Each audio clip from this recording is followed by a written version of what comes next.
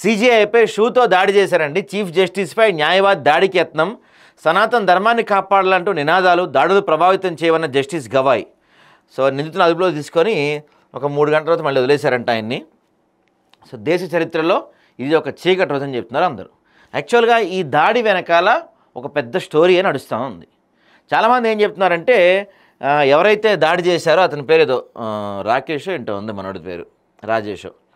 So మనోడు ఆయన పెద్ద ఆయన అనమాట, 70 ఏళ్ల వయసు ఉన్న పెద్ద ఆయన. ఆయన ఒక విష్ణుమూర్తి 11 అడుగుల విష్ణుమూర్తికి సంబంధించిన కోర్టు డిస్కషన్ జరుగుతున్నప్పుడు జస్టిస్ గవాయ్ గారు నన్నెందుకు వేడుకున్నా, నన్నెందుకు బతిమలాడుతున్నావు, పోయి మీ విష్ణుమూర్తిగా చెప్పుకో అని చెప్పి గవాయ్ గారు అన్నారు అని చెప్పి ఒక వివాదం రేగింది. సో తర్వాత ఆయన జస్టిస్ గవాయ్ గారు దానికి క్లారిఫికేషన్ ఇచ్చారు. అట్లాంటి ఏం మాటలు నేను అనలేదు, నాకు అన్ని ధర్మాలు అందరూ సమానమే, అలాంటి నేనేం అనలేదు, దాన్ని మీడియా వక్రీకరించిందని కూడా ఆయన చెప్పారు. ఇంకొక వైపు నుంచి ఏమనిపిస్తూ ఉందంటే, కొన్ని రోజుల క్రితం మనకి ఆర్ఎస్ఎస్ దశాబ్ది ఉత్సవాలు జరిగినాయి, శతాబ్దం అనుకుంటా కదా, శతాబ్ది ఉత్సవాలు జరిగినాయి. సో ఆ శతాబ్ద ఉత్సవాలప్పుడు జస్టిస్ గవాయ్ గారి అమ్మని, అంటే వాళ్ళ అమ్మని చీఫ్ గెస్ట్గా పిలిచారు అక్కడికి. సో ఆమె ఆ ప్రోగ్రామ్కి వెళ్ళలేదన్నమాట. అంటే ఆర్ఎస్ఎస్ అలాంటి సంఘాలు పిలిచే వాటికి నేను వెళ్ళను, నాకు ఇష్టం లేదు అని చెప్పి ఆమె తిరస్కరించారు. వీళ్ళు ఆర్ఎస్ఎస్ వాళ్ళు బీజేపీ వాళ్ళు ఆమెను పిలుస్తానికి చాలా రకాలుగా ప్రయత్నించారు, చాలా రకాలుగా నడిచింది, కానీ ఆమె వెళ్ళలేదు. సో అప్పుడు మనం పెద్ద ఎత్తున ఈ యొక్క గొడవ గురించి వింటూనే ఉన్నాం. సో ఈ గొడవ ఏది వాళ్ళ అమ్మగారు ఆర్ఎస్ఎస్ వాళ్ళ దానికి వెళ్ళలేదని ఒకటి మనసులో పెట్టుకొని, దాంతోపాటు ఈ విగ్రహం విషయం కూడా మనసులో పెట్టుకొని, ఆ రెండూ కలిపే మనసులో పెట్టుకొని ఒక ప్లాన్ ప్రకారం జరిగిన దాడిగా చెప్తున్నారు ఇది. కానీ ఇదేదో అతను ఆయన 70 ఏళ్ల వయసు ఆయన ఒక ఫ్లూక్లో వెళ్ళిపోయి షూ తీసి ఇసిరాడు అన్నట్టే లేదు. ఇది దాని వెనకాల ఏదో ఒక పెద్ద కథే ఉందని చెప్పి దేశంలో ఒక టాక్ వినిపిస్తూ ఉంది. డీటెయిల్గా చూద్దాం మనం ఒకసారి. ఆయన దాడి చేసిన ఆయన పేరు రాకేష్ కిషోర్ అండి. ఆయన దాడికి యత్నించిన న్యాయవాది ఆయన రాకేష్ కిషోర్. ఆయన వయసు 71 ఏళ్ళు అంట. చూడండి, సుప్రీంకోర్టు చీఫ్ జస్టిస్ అంటే దేశంలో 2వ అత్యున్నత పదవి అయింది రాజ్యాంగ పరంగా వచ్చే దాంట్లో. అంటే రాష్ట్రపతి గారి తర్వాత అత్యంత గొప్పది, అత్యంత విశ్వాసమైనది, అత్యంత పవర్ఫుల్ పోస్ట్ కూడా ఏదన్నా ఉందంటే అది సుప్రీంకోర్టు చీఫ్ జస్టిస్ పదవి. సో అలాంటి వ్యక్తిపై కారణం ఏదైనా కావచ్చు, కారణం వాట్ ఎవర్ ఇట్ ఈస్ ఏదైనా కావచ్చు, ఇలాంటి దాడులు మాత్రం ఖచ్చితంగా మనందరం ఖండించి తీరాలి. మరి నిన్న వీళ్ళందరూ మాట్లాడారు, ప్రధానమంత్రి గారు ఏకంగా ఆయనకి ఫోన్ చేసి మాట్లాడారంట. ఇది కాదు జరగాల్సింది, ఇది తప్పు అని చెప్పి ఖండించాలి. ఆ ఖండన నాకు పెద్దగా కనపడలే, 1-2 ఖండించారు, కానీ అందరూ గవాయ్ గారికి ఫోన్ చేసి పరామర్శించారు, కానీ ఇది తప్పు, ఇలాంటివి మన దేశంలో స్వాగతించాం, ఇది కరెక్ట్ కాదని చెప్పి ఏ నాయకులు కూడా మాట్లాడిన సందర్భం నాకు కనపడలేదు. మరి సీజేఐపై సుప్రీంకోర్టులో దాడికి యత్నం, బూటు విసిరబోయిన 71 ఏళ్ల న్యాయవాది, తక్షణమే స్పందించి అడ్డుకున్న భద్రతా సిబ్బంది. ఇలాంటి బెదిరింపులు ప్రభావితం చేయలేవన్న జస్టిస్ గవాయ్. న్యాయవాది చర్యను తీవ్రంగా గర్హించిన ప్రధాని మోడీ, ఇతర నేతలు. నిందితుడి లాయర్ లైసెన్స్ రద్దు చేసిన బీసీఐ. అంటే బీసీఐ అంటే బార్ కౌన్సిల్ ఆఫ్ ఇండియా అనుకుంటా. దేశ సర్వోన్నత న్యాయస్థానంలో అనూహ్య ఘటన చోటు చేసుకుంది. న్యాయ వ్యవస్థ గౌరవానికి భంగం కలిగించేలా ఒక న్యాయవాది భారత ప్రధాన న్యాయమూర్తిపై కాలి బూట్తో దాడికి యత్నించాడు. భద్రతా సిబ్బంది అప్రమత్తమై దాన్ని అడ్డుకున్నారు. ఊహించని పరిణామంతో అక్కడున్న వారంతా ఆందోళనకు గురయ్యారు. సీజేఐ జస్టిస్ బీఆర్ గవాయ్ స్పందిస్తూ ఇలాంటి బెదిరింపులు తనను ప్రభావితం చేయలేవని కేసుల విచారణ కొనసాగించారంట. సీజేఐపై దాడికి యత్నాన్ని ప్రధాని మోడీ, పలువురు పార్టీల అగ్రనేతలు, న్యాయవాదుల సంఘం నాయకులు తీవ్రంగా ఖండించారు. CJI justice BR Gavai, justice K Vinod చంద్రన్తో కూడిన ధర్మాసనం సోమవారం ఉదయం 11:35 సమయంలో కోర్టు నెంబర్ 1లో వ్యాజ్యాలపై విచారణ కొనసాగిస్తూ ఉండగా రాకేష్ కిషోర్, ఆయన వయసు 71 ఏళ్ళంటండి, అనే న్యాయవాది వేదిక వద్దకు వచ్చారు. వెంటనే తన కాలికున్న బూటును తీసి విసరబోతుండగా భద్రతా సిబ్బంది అడ్డుకొని అతన్ని బయట తరలించారు. ఈ సమయంలో ఆ న్యాయవాది సనాతన ధర్మాన్ని అవమానిస్తే సహించేది లేదని నినదించడం వినిపించింది. ఇప్పుడు రాకేష్ గారు, మీరు చాలా సీనియర్ అండి, 71 ఏళ్ల వయసు మీ వయసు, ఓకేనా? సో 71 ఏళ్ల వయసులో మీరు ఇలాంటి నినాదాలు చేస్తే టెర్రరిస్టులకి మీకు ఏమైనా తేడా ఉందా సార్? చెప్పండి, టెర్రరిస్టులకి మీకు ఏమైనా తేడా ఉందా? వాళ్ళు అంతే జిహాద్ అనుకుంటూ అరుచుకుంటూ పోతారు, మీరు అంతే ఇప్పుడు సనాతన ధర్మం కాపాడాలనుకుంటూ పోతారు.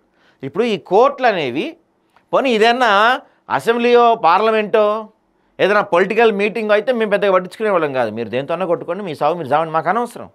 కాకపోతే ఇది కులాలకి, మతాలకి, ప్రాంతాలకి, వ్యక్తులకి, భాషలకి అతీతమైన ప్రాంతం కోర్టు అనేది. అది ఏ కోర్టు అయినా, కింది కోర్టు అయినా, హైకోర్టు అయినా, సుప్రీంకోర్టు అయినా, ఏదైనా సరే వీటన్నిటికీ అతీతమైన ప్రాంతం.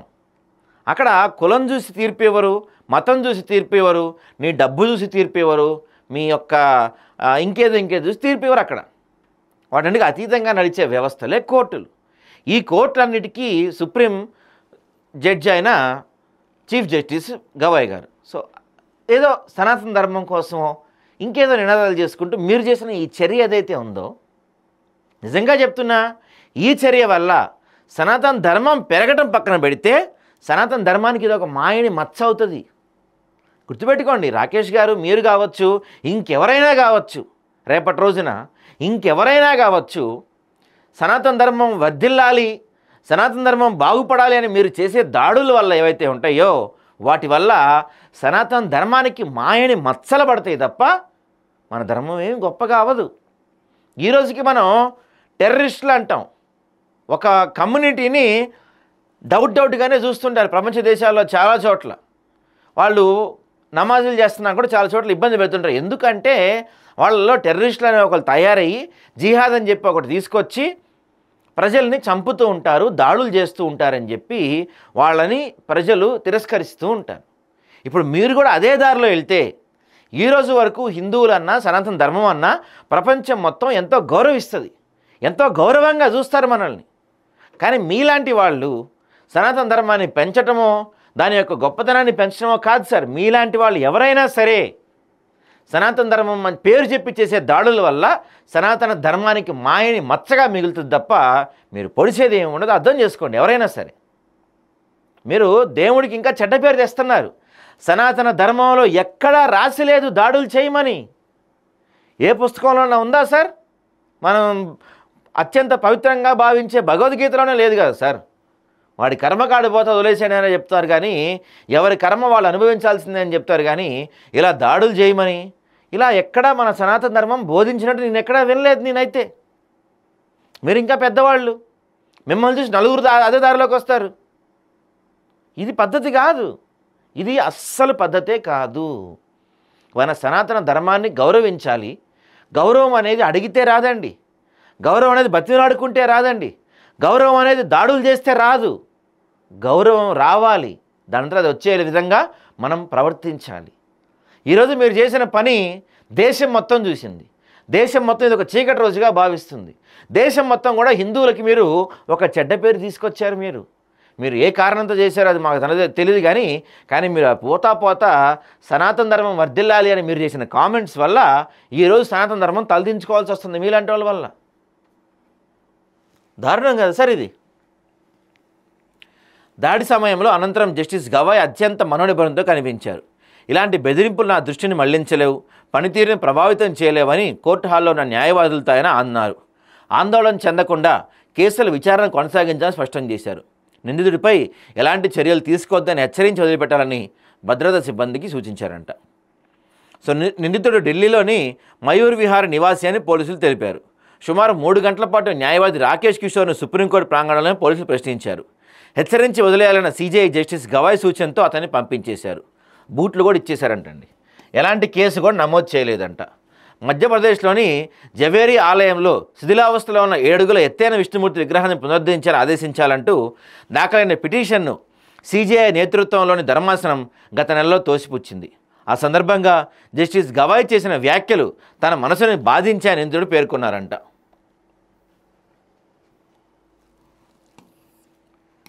అయితే రాకేష్ కిషోర్ లాయర్ లైసెన్స్ను తాత్కాలికంగా సస్పెండ్ చేస్తున్నట్లు బార్ కౌన్సిల్ ఆఫ్ ఇండియా ప్రకటించింది. రాకేష్ బార్ కౌన్సిల్ ఆఫ్ ఢిల్లీలో సభ్యుడైనందున అతన్ని తక్షణమే చర్యలు తీసుకోవాలని సూచించింది.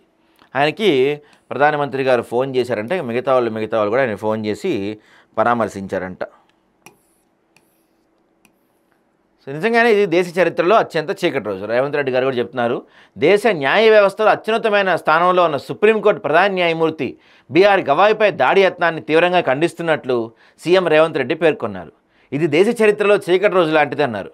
ఇటువంటి పిరికి దాడులకు తాను భయపడపోనని ధైర్యంగా ప్రకటించిన ప్రధాన న్యాయమూర్తికి దేశ పౌరులందరితో కలిసి సంఘీభావం ప్రకటిస్తున్నట్లు సోమవారం ఎక్స్ వేదికలో సీఎం తెలిపారు.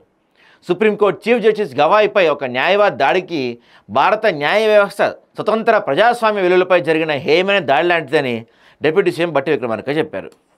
సో మిగతా వాళ్ళంతా కూడా ఖండించారు. కానీ ఇది మాత్రం నిజంగా అత్యంత దారుణమైన చర్య. ఆయన మరి ఎందుకు చేసినా సరే, ఆయన ఎవరైతే రాకేష్ గారు ఉన్నారో ఆయన ఎందుకు చేసినా కారణమైనా సరే ఇది మాత్రం చాలా తప్పు, ఖండించాల్సిన విషయం ఇది.